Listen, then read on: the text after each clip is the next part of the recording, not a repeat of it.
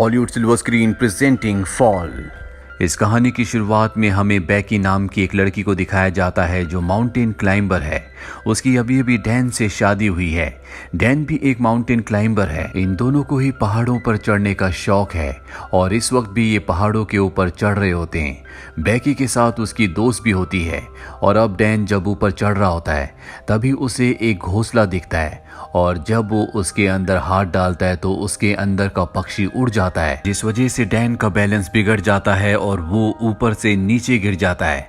पर वो रस्सी से बंधा हुआ है इसीलिए अब वो हवा में लटक गया है। अब ना वो ऊपर आ सकता है और ना ही नीचे। ये दोनों के दोनों डैन को बचाने की कोशिश करते हैं लेकिन ये उसकी मदद नहीं कर पाते और तभी उसकी रस्सी का क्लिप निकल जाता है। डैन की ऊपर से गिरने से मृत्यु हो जाती है। इस हादसे के 51 हफ्तों के बाद हमें बैकी को दिखाया जाता है जो अब पूरी तरह से शराब में डूब चुकी है क्योंकि वो अपने पति डैन से, जिससे वो बहुत प्यार करती थी, उसे अब भी याद करती है। उसने अब तक उसकी अस्थियों को विसर्जित नहीं किया। उसकी अस्थियां अब भी उसके पास हैं। बैकी की जिंदगी में अब उदासी के अलावा कुछ भी नहीं है और बैकी के पास एक बार फिर से उसकी वही दोस्त आती है जो उस वक्त उसके साथ थी जब डैन ऊपर से नीचे गिरा था। उसकी दोस्त का नाम हंटर होता है। हंटर बैकी को देखकर बहुत खुश होती है। जब उसे पता चलता है कि बैकी ने अपनी जान लेने की भी कोशिश की तो वो बैकी से कहती है कि हमें दोबारा से क्लाइंबिंग करना चाहिए और इसके बाद वो अपने मोबाइल पर उसे एक टावर दिखाती है जो कि टीवी टावर है। ये टावर एक ऐसे भीड़ में होता है जहाँ पर इंसान बहुत कम जाते हैं और इस टावर की ऊंचाई होती है 2000 फीट।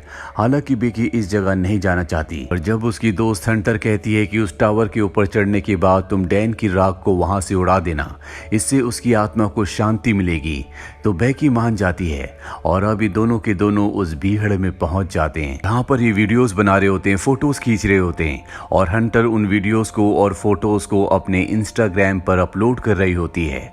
अभी देखते हैं कि टावर इनके सामने है जो आसमान की गहराइयों के अंदर जा रहा है क्योंकि इसकी ऊंचाई बहुत ज्यादा है। आज से पहले इन्होंने कभी भी इतनी ऊंचाई तक चढ़ने की कोशिश नहीं की। इन दोनों को डर तो लग रहा होता है पर अब ये धीरे धीरे ऊपर चढ़ना शुरू कर देते हैं। बैकी का डर ज्यादा होता है क्योंकि उसे पता है कि ये लोहा जिससे टावर बना है वो बहुत पुराना है।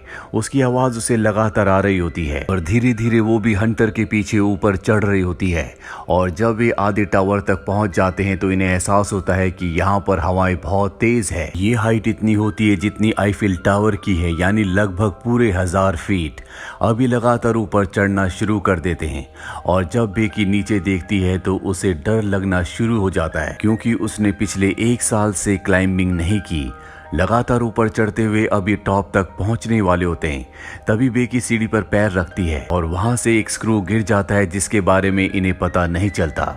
अभी दोनों के दोनों 2000 फीट यानी कि टावर के ऊपर तक पहुंच चुके हैं जहां से इन्हें दुनिया बहुत अलग दिख रही होती है। इतनी हाइट पर चढ़ने के बाद, एक टारगेट को अचीव करने के बाद अब बैकी को भी अच्छा लग रहा होता है। ये दोनों के दोनों यहाँ पर एंजॉय करते हैं, बहुत सारी फोटोज क्लिक करते हैं। साथ ही हंटर जो ड्रोन कैमरा अपने साथ यहाँ पर लाई होती है उसे वो अपनी वीडियोस भी बनाती है ताकि इंस्टाग्राम पर अपलोड कर सके। ये दोनों के दोनों बहुत खुश हैं। हंटर इतनी एक्साइटेड होती है कि वो टावर से लटक जाती है और बैकी को उसकी फोटोज क्लिक करने को कहती है। इसके बाद वो बैकी को भी ऐसा करने को कहती है। बैकी भी उसके कहने पर ऐसा करती है और अब ये दोनों के दोनों बहुत खुश हैं।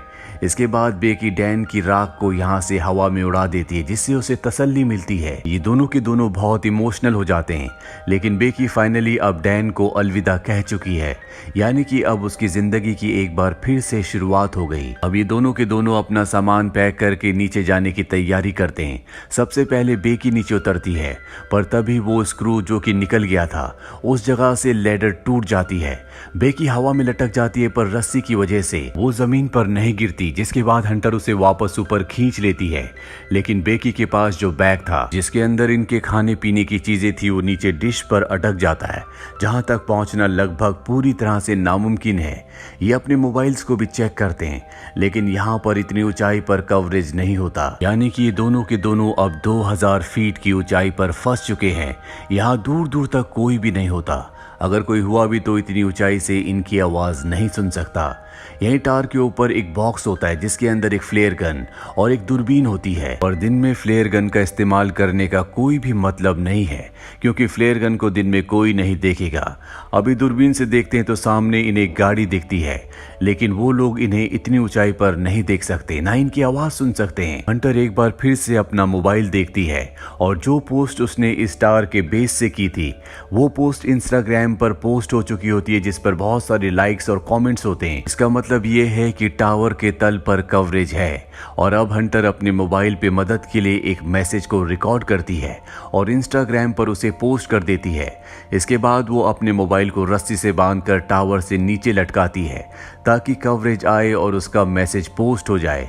लेकिन बहुत देर तक वेट करने के बाद भी ऐसा नहीं होता और अब हंटर अपने मोबाइल को अपने सॉक्स के अंदर रखती है, उसके बाद शू के अंदर रखती है और ऊपर से नीचे फेंक देती है ताकि नीचे गिरने के बाद उसका मैसेज चला जाए और इनकी मदद के लिए कोई आए। फोन शूज और सॉक्स के अंदर रखने की वजह से नहीं टूटा होता और कुछ ही देर बाद ये ऊपर दूरबीन से देखते हैं जहां इन्हें नीचे एक आदमी दिखता है जो फोन पर बात कर रहा होता है।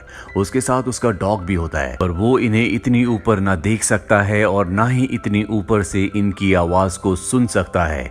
यहाँ पर वो अपने फोन में बहुत ज्यादा मग्न होता है। उसे अपनी प्रेजेंस का एहसास दिलाने के लिए ये ऊपर से एक और शू को फेंकते हैं।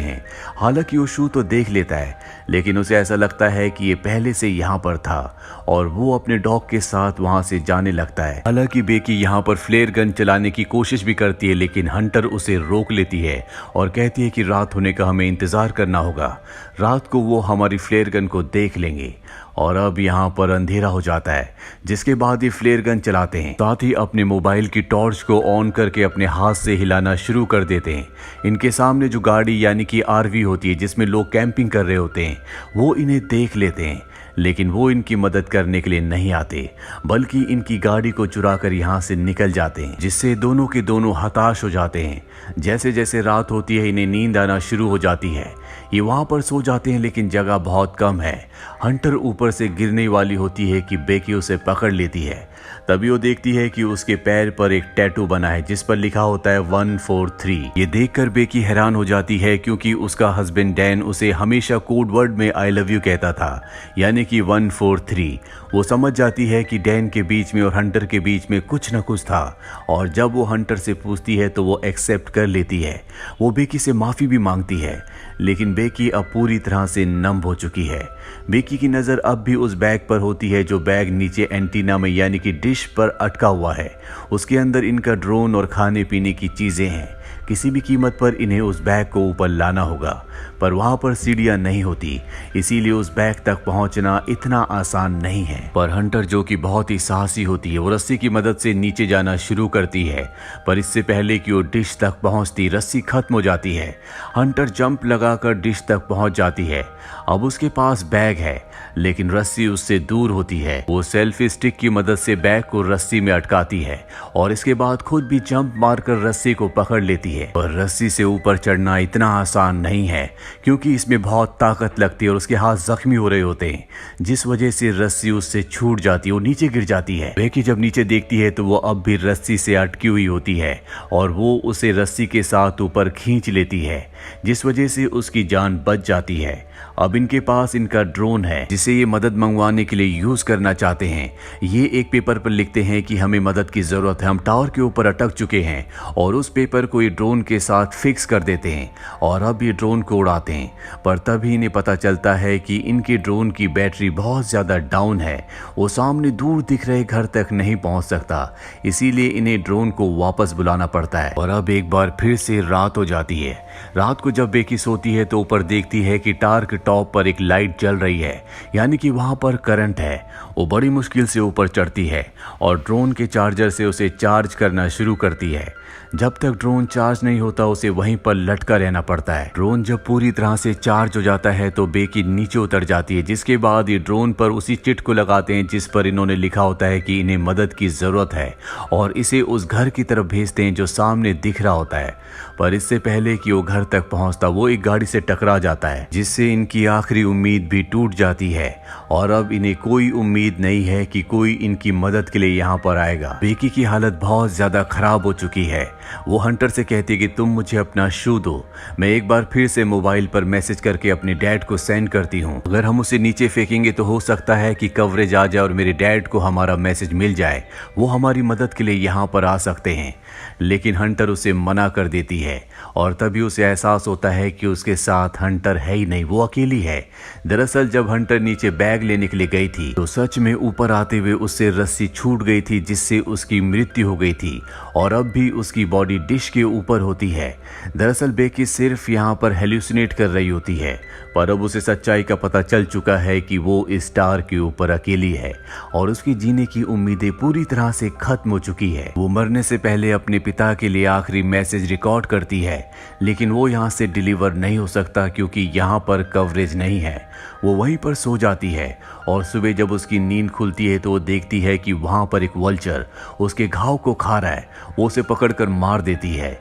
इसका मतलब ये है कि अब उसके पास भोजन भी है, जिसे खाने के बाद उसके अंदर ताकत आती है और वो तय करती है कि अब वो नीचे डिश तक रस्सी के सहारे जाएगी, जहाँ पर उसकी दोस्त हंटर की बॉडी है।